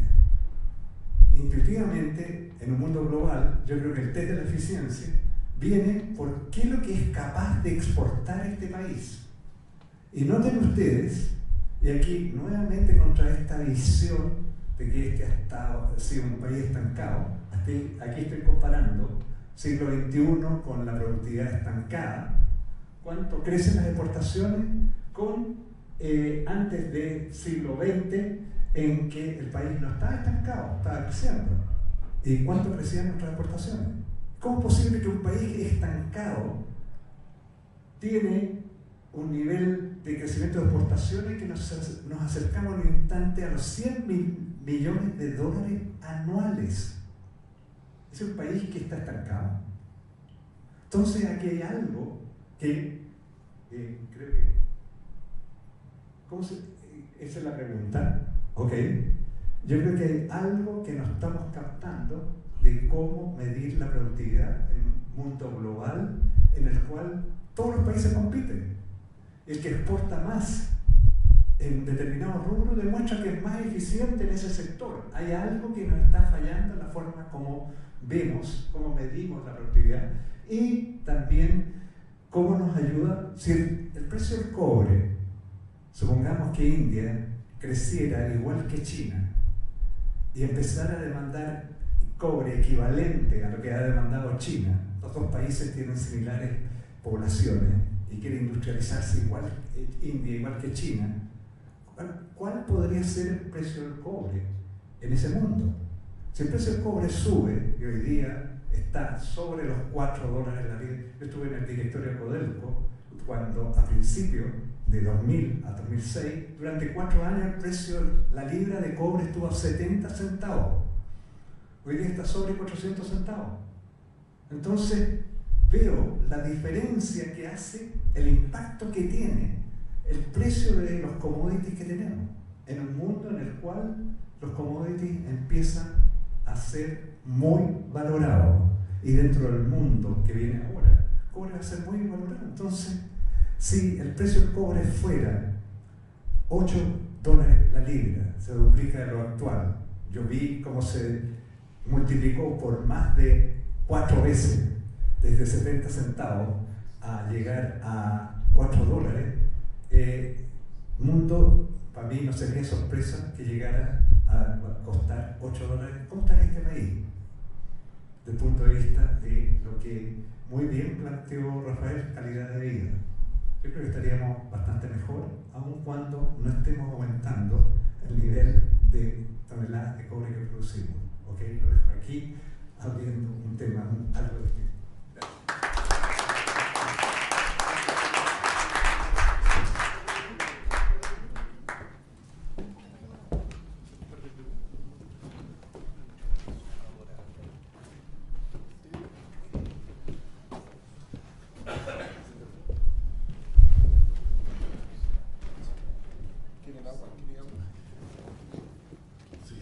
Estimados, vamos a hacer lo más ejecutivo posible en honor al tiempo, dado que el interés motivó que nos extendiéramos un poco.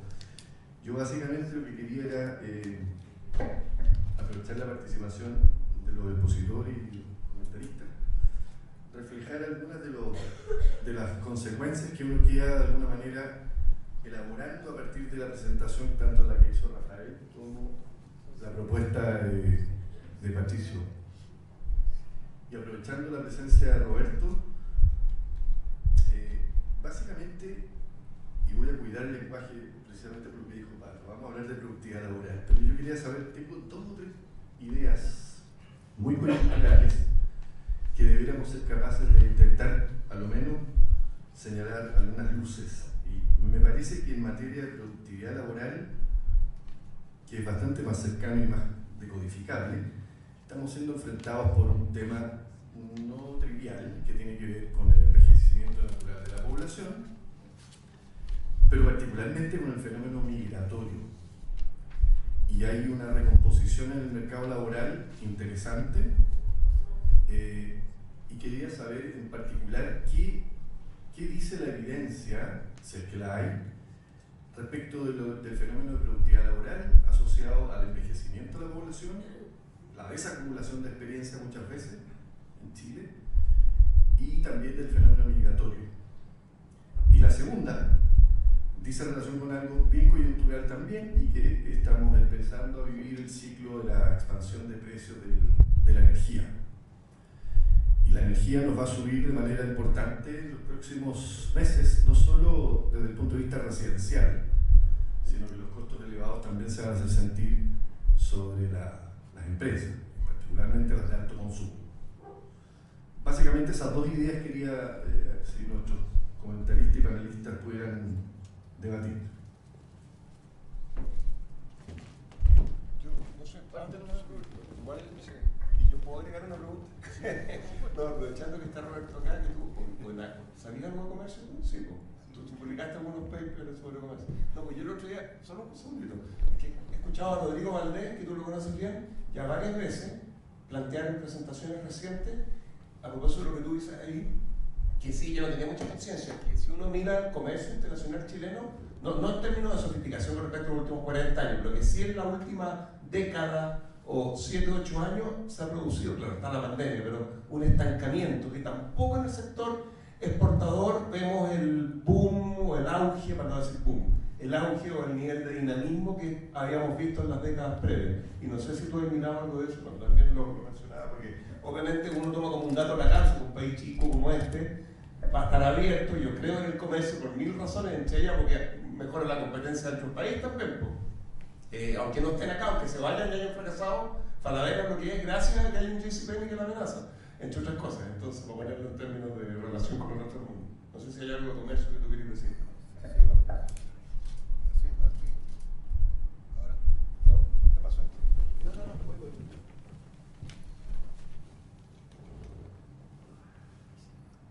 A ver, bueno, primero que nada, muchísimas gracias por la invitación.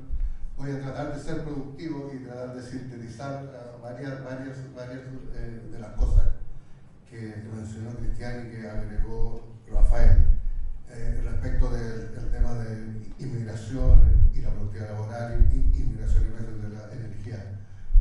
Desde el punto de vista del comercio internacional y de la libre movilidad, si uno quiere, lo que espera y lo que generalmente dice que esto contribuye a mejorar a mejorar la productividad.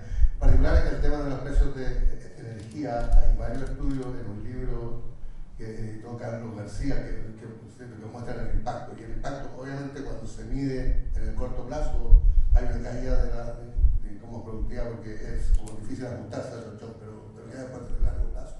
Los incentivos que ponen los precios, y para eso existen los precios, para poner incentivos, hay un mejoramiento de la productividad.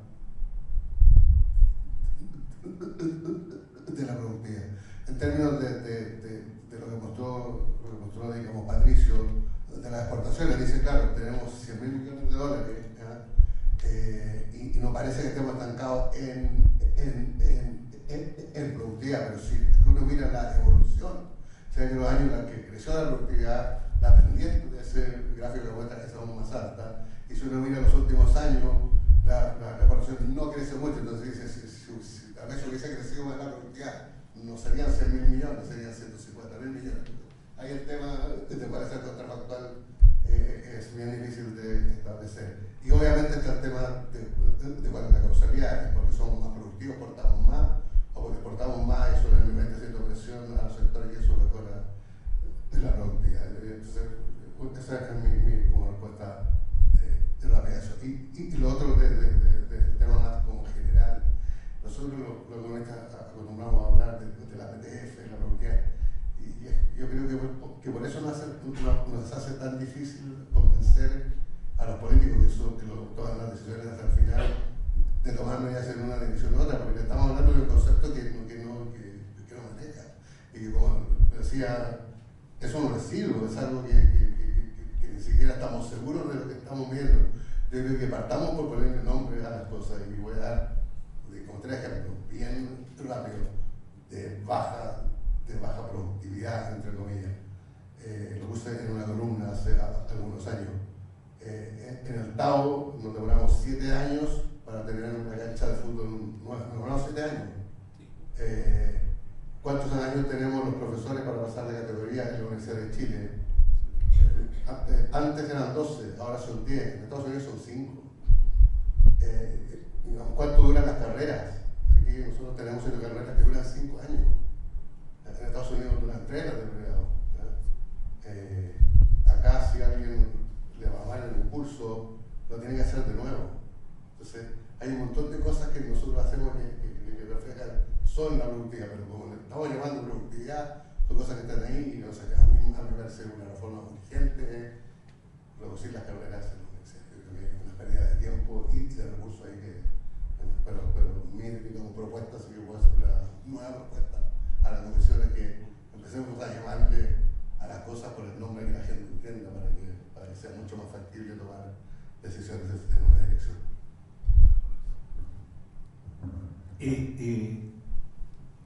Respecto al estancamiento de las exportaciones en términos físicos, yo creo de que hay que darse cuenta de que cuán difícil se ha tornado el mundo global en el cual estamos viviendo. Es mucho más competitivo que antes. Entonces, mantenerse en los primeros lugares de exportación en un sector muy difícil. Una de las cosas, uno de los estudios que hicimos en ese momento en el CIEPLAN, comparando qué pasaba con la fruta fresca, con lo que estábamos viendo, lo que estaba pasando en Perú, con quién se ha transformado en nuestro principal competidor en el mercado norteamericano, en la exportación de fruta fresca, es Perú. No, con la uva. O sea, la uva, Chile ocupaba un lugar privilegiado de 30-40% de la producción mundial de fruta fresca uva a contratación, ¿okay? En mercado desarrollado. Pero ahora ha bajado 15%. Y lo que comparamos es, noten, durante 3 meses y durante 7 años, ¿a cuánto se vendía la uva chilena y la uva peruana en la misma semana en Estados Unidos? Y a través de 8 años repetimos eso mirándolo en exactamente la misma semana. Y aquí la pregunta, o sea, lo que tú decías, si hubiéramos mantenido la productividad, si la uva chilena se hubiera vendido a los mismos precios que la uva peruana, los exportadores de uva chileno habrían tenido $100 millones más por año durante 8 años consecutivos. Entonces, ¿qué hicieron los peruanos? O sea, ¿por qué la uva peruana fresca llega a un precio mayor que la que llega a la chilena? La chilena, statu quo, lo que tú dices, bueno, somos los campeones en exportar uva fresca a Estados Unidos y nos ha ido bien con la variedad de uva que estamos exportando. ¿Y qué es lo que vieron los peruanos? ¿Qué tipo de variedad de uva le gusta más al consumidor norteamericano? Y como venían detrás, plantearon eso. Aquí, para cambiar la variedad, tenéis que sacar lo que estabais plantando antes y empezar a plantar, ok, esto es lo que ahora se está consumiendo. Y eso es lo que estamos viendo en varios sectores, ok, en el sentido de que no era más fácil ser primero hace 20 años atrás, porque fue cuando Chile partió. Y uno va a Perú y le dice, nosotros le copiamos el modelo a ustedes. No solo nos copiaron el modelo, sino que además importaron los profesionales que implementaron el modelo allá. ¿Okay? Y además empresarios chilenos compraron también en tierras en Perú, en la cual tiene una ventaja desde el punto de vista de agua que no la tiene Chile, no sé, ahora con las lluvias que tenemos, uno ya estaba pensando que iba a tener la sequía todos los años como la que teníamos antes, pero ellos no tienen el problema de agua que tenemos nosotros. Entonces, a lo que voy, de que tan importante como lo que estamos produciendo, y yo creo que eso, desde el punto de vista de comercio internacional, algo que hizo los gobiernos de la concertación después de cuando volvió la democracia, fueron los TLC, fueron los tratados de libre comercio en los cuales abrieron los mercados. No basta con ser más productivo que la competencia, no basta con exportar, hay que entrar al mercado externo. ¿Y cómo se abren los mercados externos? Cuando eres demasiado competitivo, te empiezan a sacar el dumping, como ya lo que hemos visto en varios productos. Entonces, a lo que voy, la estrategia comercial chilena que siguió Chile cuando volvió a la democracia por razones más políticas que económicas, en el sentido de que Chile estaba aislado durante la dictadura y cuando vuelve a la democracia se quiere integrar al mundo y empieza a esta acción política de firmar TLC a donde aterrizara el avión presidencial. Y en un momento dado empecé a preguntarle a la gente de la Cancillería ¿cuáles son las prioridades que ustedes tienen con quién firman los TLC? O sea, ¿cuáles países son prioritarios que nos interesaría entrar a esos mercados? Porque cada vez que, me enseñamos en comercio internacional, cada vez que estableces un TLC o un acuerdo o empiezas a comerciar con otro país, te cambian los precios relativos. Y aquí estáis cambiando los precios relativos con cada socio que estabais teniendo. Y se lo pregunté a los ministros de Relaciones Exteriores, ¿cuáles países son los prioritarios con los TLC? Me dijo, todos. Esa fue la respuesta. Y yo quedé abrumado, pensando, ¿cómo es esto? O sea, ¿qué es lo que estamos enseñando? Y la verdad es que la respuesta no era tan desatinada, no era tan descriteriada. Porque el mundo global empieza a haber precios relativos homogéneos para los mismos productos a través de todo el mundo. Eso es lo que hace la globalización. Igualiza los precios relativos de todos los bienes. Y ese es el mecanismo a través del cual se genera lo que esperamos, una convergencia hacia los niveles de desarrollo más altos. Por eso los países en desarrollo subdesarrollados crecen más rápido que los países desarrollados. Tiene una gran ventaja ser un país subdesarrollado. No tenéis que inventar la tecnología, la importáis, copiáis, ¿okay? La traes de vuelta. Ahora, ese esquema, y esto tiene que ver con algo que nos cuesta, los que estamos en las universidades, respecto al capital humano. O sea, ¿qué es lo que te dice la teoría del capital humano? Que mientras más años estudias, mayor es tu capital humano. ¿Okay? Pero no salió competencia. No salió competencia con las empresas.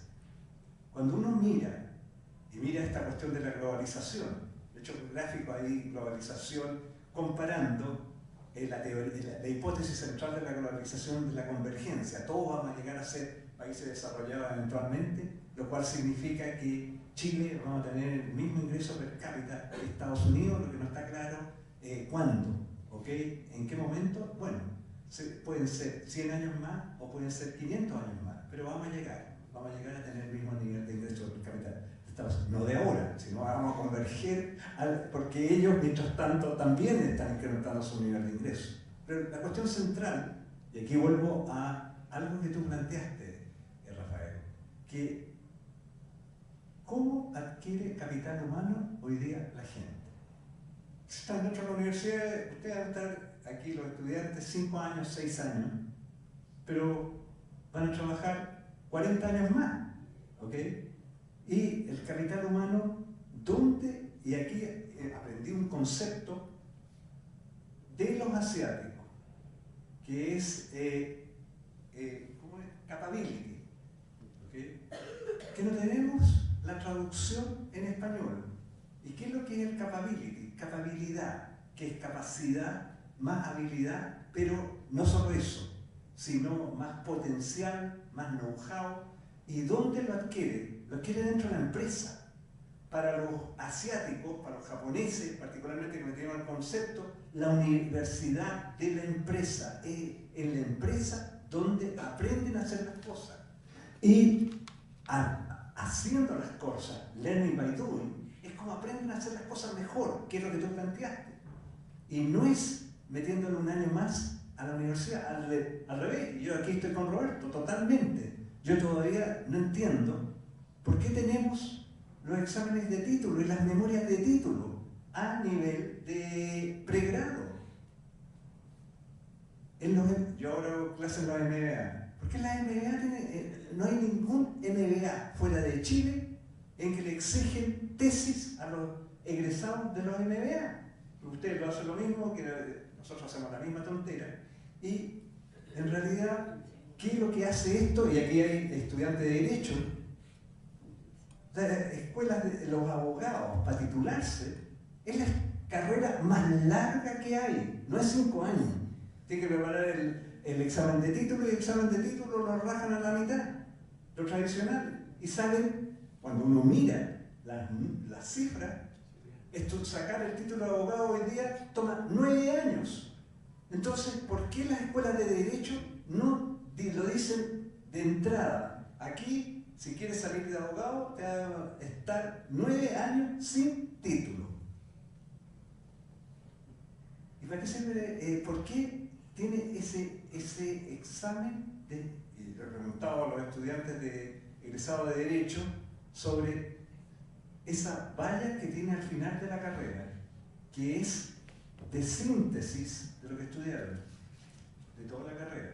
Y yo lo que pensaba es, ¿qué profesor podría hacer esos cursos de síntesis? Lo que hizo hoy día Rafael, en su presentación, hizo una síntesis extraordinaria, en un periodo muy corto, pero si tuviéramos esos cursos de síntesis en nuestras carreras de ingeniería comercial, de economía, ¿quién es capaz de hacerlo? No muchos. Dudo. me sobran dedos de una mano, saber cuántos serían capaces de sintetizar las distintas áreas que tú estuviste cubriendo y que habría que cubrir. Macro, micro, comercio, crecimiento, capital humano, innovación, etc. Entonces, ¿cómo le exigimos a una carrera como Derecho que dé este examen final de síntesis de la materia, cuando los profesores no son capaces de hacer esa síntesis? Estamos tan especializados cada uno en su área, haciendo la especialización, ¿okay? Enseñando la especialización, enseñando en un área específica, no enseñamos todas las áreas. Entonces hay algo que está fallando en la forma como estamos enseñando, ¿okay? Yo hace rato que creo de que la metodología de enseñanza en la educación escolar está basado en 3 elementos: memoria, repetición y resolución de problemas conocidos. Pero hoy día no vivimos en ese mundo. Eso funcionaba para el siglo XX. Siglo XXI, la cuestión de fondo que tienen que resolver los profesionales es la resolución de problemas desconocidos. ¿Y cómo enseñas a resolver problemas desconocidos? ¿Y quién lo va a enseñar? ¿Saben los profes cómo enseñarlo? ¿Sabemos nosotros cómo hacerlo en nuestros cursos a nivel de universidad? ¿Y queremos que lo hagan a nivel escolar? Entonces tenemos un problema de capital humano bastante complicado por bastante tiempo. Y yo creo que no vamos a mejorar en las pruebas PISA en un buen tiempo más, porque lo que están testeando ahora es pensamiento crítico y creatividad. Y eso no es lo que estamos enseñando, ni siquiera en la universidad. Sobre que me alargue. Bueno, les vamos a agradecer a nuestros expositores por la extensión del seminario. Se nos escapó un poquito, no quise interrumpir a nadie porque creo que era suficientemente entretenido y motivante. Solamente agradecerles a todos los que asistieron con paciencia, nos acompañaron hasta el final, y por supuesto a nuestros expositores, Pato, Melian, el amigo Rafael, y a Roberto también, muy agradecido. Nos vamos a ver en una próxima jornada, prontamente les avisaremos, con un tema tan interesante, motivante, con expositores, espero de la misma altura de los que tuvimos hoy. Así que muchas gracias.